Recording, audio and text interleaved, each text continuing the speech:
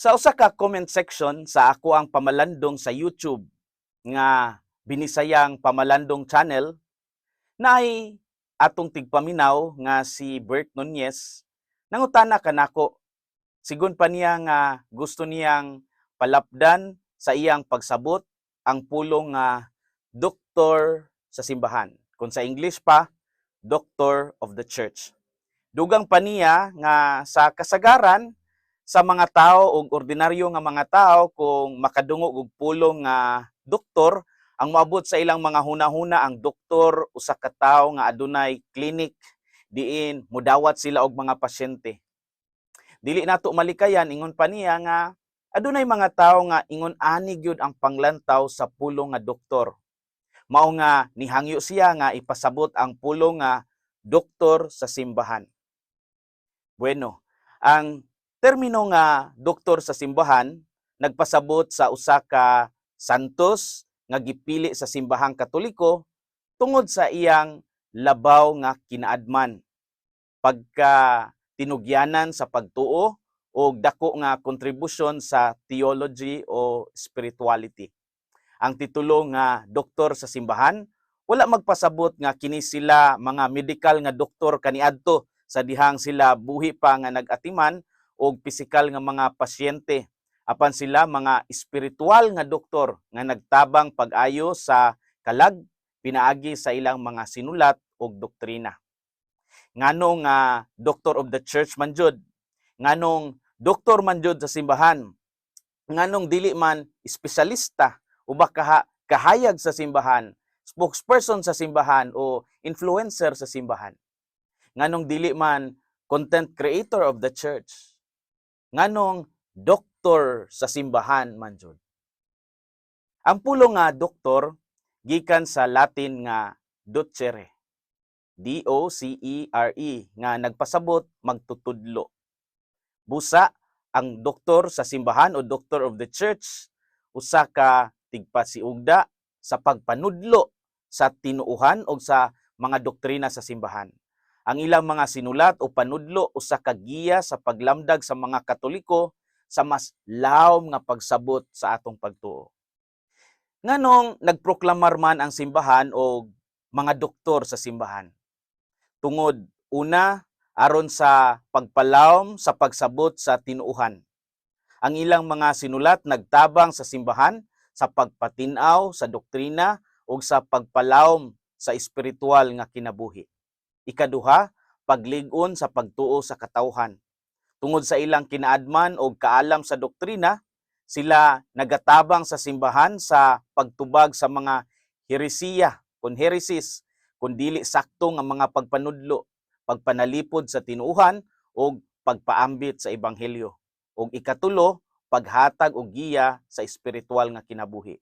Sama sa mga doktor sa medikal nga nag-atiman sa panglawas, ang mga doktor sa simbahan nagatambal sa espiritual nga sakit pinaagi sa ilang mga sinulat o panudlo. Kinsa man ang mga doktor sa simbahan o ngano nga giproklamar man sila nga mga doktor sa simbahan. Pananglitan, San Agustin, isip doktor sa simbahan, nagpalawom siya sa doktrina sa grasya o kasaypanan sa tao. Kay sayod ta nga siya kalibutanon kayo, apan salamat sa grasya sa Dios nahayagan siya. Si Santa Teresita sa Avila, isip doktor sa simbahan, nagtudlo pod sa spiritual life o communion with God, kanang nagpuyo nga nahiusa sa Dios. O si Saint John of the Cross, isip doktor sa simbahan, nagpalalom sad siya sa pagtudlo mahitungod sa misteryo sa kasakit sa tao, aron kini mahiusa sa kasakit ni Kristo. Ang iyang pamulong nga Dark Night of the Soul o sa Cebuano nga hubad, ang kalag moagi sa kangitngitan. Pasabot nga ang kalag moagi sa kasakit o aron malimpyuhan sa tanang mga grasya o mapurga hangtod nga kini hingpit nga mahiusa sa Dios. Sama sa usa ka kusinero nga nag-andam og sustansyadong pagkaon aron mapaligon ang lawas, ang mga doktor sa simbahan nag-andam og espiritual nga pagkaon, mga doktrina o pagtulunan nga makapalig-on sa atong pagtuo og makapaduol kanato sa Dios. Ang ilang mga sinulat o kinaadman nagatabang sa kalag nga nagkinahanglan og tinuod nga sustansya aron dili kini mamatay sa kagutom sa kamatuoran. Niining atong ebanghelyo karon, si Jesus mismo nagapakaon sa 4,000 ka tawo nga gigutom. Sa dihang nakita niya nga gigutom na sila, siya mismo ang nangita og paagi aron sila makakaon. Ang tinguha sa Dios dili lang ang pagkaon sa atong lawas, kundili ang pagkaon alang sa atong espiritual nga panginahanglan. Sama sa mga doktor sa simbahan nga nagpakabana sa espiritual nga panglawas sa katawhan, si Jesus nagpakita kanato sa maong ebanghelyo nga siya ang labing tinuod nga tighatag sa pagkaon nga makaluwas. Unsay atong balon karong adlaw? Una, kung magbutang kita sa atong pagsalig sa Dios, ang atong limitadong mga katakos ug abilidad mahimong igo ug makatabang sa daghan. Sa atong teksto, si Jesus mismo ang nagpakita sa iyang kaluoy sa mga tao nga wala nay pagkaon. Siya ang unang nangitag paagi aron sila makakaon. Ang 7 ka tinapay ug pipila ka gagmay nga mga isda nga sa mata sa tao dili paigo, gamay ra kaadyo, mahimong igo sa tanan ug may sobra pa. Nagpakita kini nga kung magbutang kita sa atong pagsalig sa Dios, ang atong limitadong mga katakos ug abilidad mahimong igo ug makatabang sa daghan. Pinaagi sa kasaysayan sa simbahan, makita nato kini sa kinabuhi sa mga doktor sa simbahan. Pananglitan, si San Agustin sa iyang kabatan-on, usa ka taong nagapangita sa kalipay sa kalibutan. Apan sa dihang iyang gidawat ang grasya sa Dios, siya nahimong dakong instrumento sa pagpadaghan pa sa mga miyembro sa simbahan. Ang grasya sa Dios wala nagdepende sa atong kahuyang kundili nagatubo kini kung musalig kita kaniya. Sa atong kinabuhi, daghan ang maghuna-huna nga dili sila angay sa grasya sa Dios tungod sa ilang mga limitasyon. Apan makita nato nga si Jesus mismo ang nagpakita nga bisan ang gamay nga tinapay mahimong panalangin kung kini idayig ngadto sa Dios. Kung magbutang kita sa atong pagsalig sa Dios, ang atong limitadong mga katakos ug abilidad mahimong igo ug makatabang sa daghan. Ikaduha, ang tinuod nga pagkaon nga makaluwas mao ang iyang pulong ug ang mga sakramento nga iyang gitukod sa simbahan. Dili lamang gusto ni Jesus nga mapakaon ang lawas sa mga tao kundi ang ilang espiritual nga panginahanglan. Ang tinuod nga pagkaon nga makaluwas mao ang iyang pulong ug ang sakramento nga iyang gitukod sa simbahan. Kini mao'y hinungdan nga ang mga doktor sa simbahan sa Manila, Santo Tomas de Aquino, San Ambrosio, Santa Teresita de Avila, naningkamot sa ilang kinabuhi nga magpakabana sa espiritual nga kagutom sa katawhan. Si Saint Thomas de Aquinas, Santo Tomas de Aquino pananglitan, usa ka bantugang doktor sa simbahan nga nagpadayon sa pagpakaon sa espiritual nga panginahanglan sa katawhan, pinaagi sa iyang mga sinulat. Ang iyang doktrina sa Eukaristiya nagpalalom sa atong pangsabot sa tinuod nga presensya ni Kristo sa pan ug bino. Sama sa pagkaon sa 4,000 nga nagpakita sa gahom sa Dios, ang Eukaristiya mao ang pinakaimportanteng pagkaon nga atong nadawat isip mga Kristiyanos. Karong panahon na daghan ang nagapangita sa kamatuoran ug kahulugan sa ilang kinabuhi. Daghan ang espiritual nga gigutom. Ang giingon ni Mother Teresa nga, in our time, there is a kind of hunger greater than having no food. Sa atong panahon, anaay kagutom nga labaw pa sa walay pagkaon.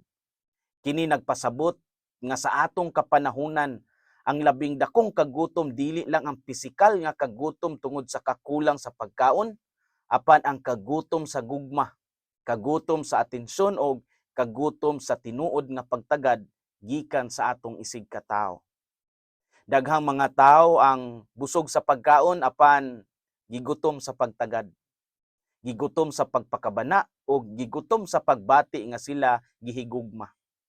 Kini nga matang sa kagutom makita sa mga abandonadong mga tigulang, sa mga batanong nanginahanglan og oras sa ilang mga ginikanan, sa mga kabus nga wala gibati ang saktong pagtagad sa katilingban, ug sa tanang nag-antos sa kagutom sa espiritual ug emosyonal nga kahulugan sa kinabuhi.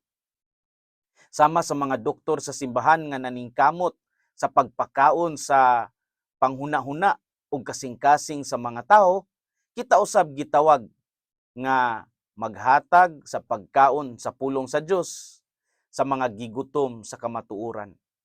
Ang tinuod nga pagkaon nga makaluwas mao ang iyang pulong ug ang sakramento nga iyang gitukod sa simbahan. Mga igsuon, ang milagro sa pagpakaon sa 4,000 usa ka pagpahinumdom kanato nga ang Dios wala lamang naghatag og pagkaon alang sa atong lawas, kundili mas labaw pa sa atong mga kalag.